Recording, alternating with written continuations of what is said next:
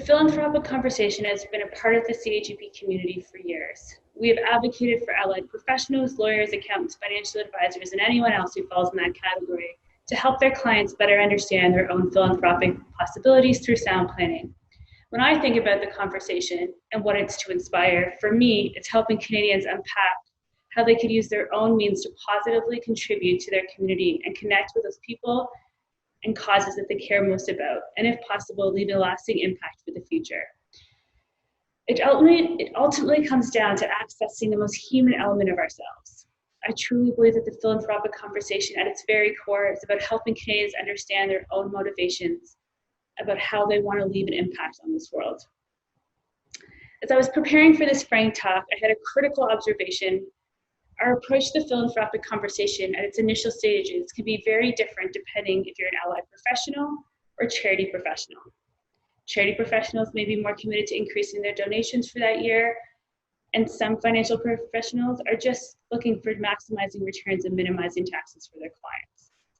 However, both allied professionals and charity professionals are looking to deepen the relationship with their clients and donors. And let's remember, they are the same people. So what if our entire CAG community agreed to help Canadians unpack their own philanthropic desires? In the initial conversations before we spoke about money or any specific cause. For people who have not examined their motives to give, there is a level of vulnerability that is necessary to dive deeper and unpack one's own sense of purpose and community contribution. It can be confusing and uncomfortable to navigate. But if every CAGP person in our community agreed to help guide individuals through this process, if we became focused on humanizing the philanthropic conversation even further, imagine those possibilities.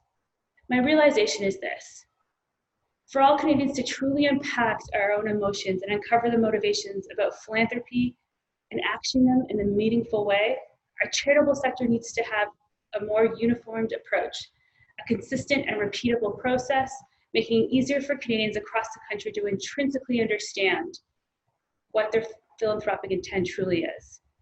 We have made great strides in our professional space to better help facilitate this conversation. The CAGP has provided training, toolkits, resources to help us navigate this very human conversation, which has made me personally more comfortable to even approach it with people. But my question to you is, have we gone far enough? The philanthropic conversation is a journey for every Canadian, every person with a different starting point, context, story, and cause. And because of this, we need to come together in a deeper way, whether you're an allied professional or charity professional. At the beginning of a person's philanthropic journey, we as professionals need to approach this with unwavering neutrality. I know what many of you are thinking. Here goes Serena, the eternal optimist, the millennial. I'm aware that we all have metrics to hit. There are important causes that need to be funded, but neutrality in this space will create an opportunity for donors and clients to learn and self-examine, to create their own capacity and give them a responsibility to understand what intentional giving should look like. This will lead to a more sustainable charitable sector for all. If we help Canadians uncover the humanity as it relates to philanthropy, our donors and clients will be able to approach the philanthropic conversation with more confidence and better understand their own purpose. There needs to be a consistent, predictable language that is associated that help our donors and our clients identify this process. So whether we're speaking to a charity professional or an allied professional, as a donor or client, we do not use jargon.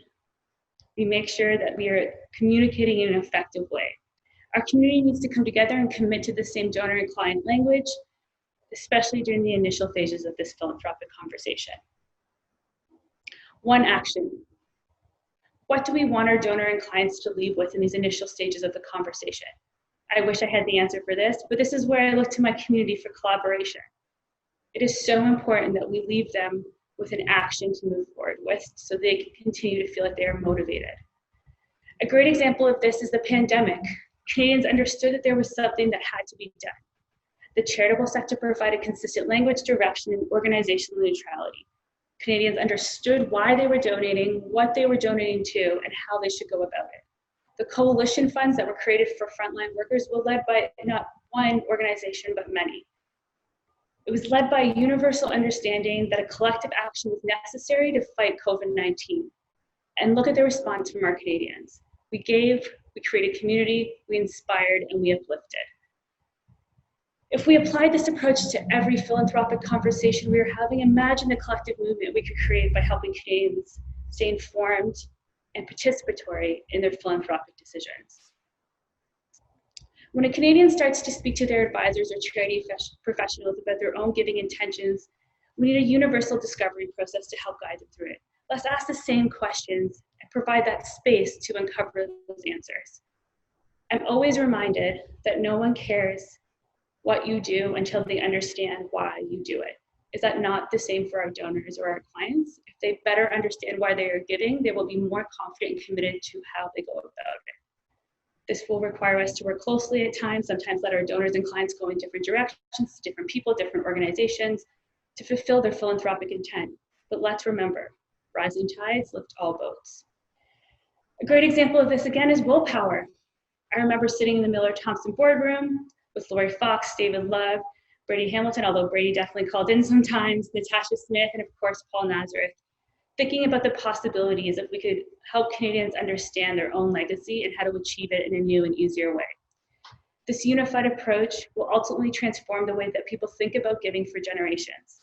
We have over 70 charities coming together this year, lawyers, accountants, financial advisors championing this initiative, and the demand is so great that the CAGP is rolling out quicker than before. We even have one central office housed at the CAGP to represent this campaign. It is possible for all of us to band together and deepen our approach to this philanthropic conversation. We can see this possibility through willpower. We will need to become aligned in one action in the discovery process, encouraging research and self-discovery of our donors and clients, and not fixate on any one organization or cause.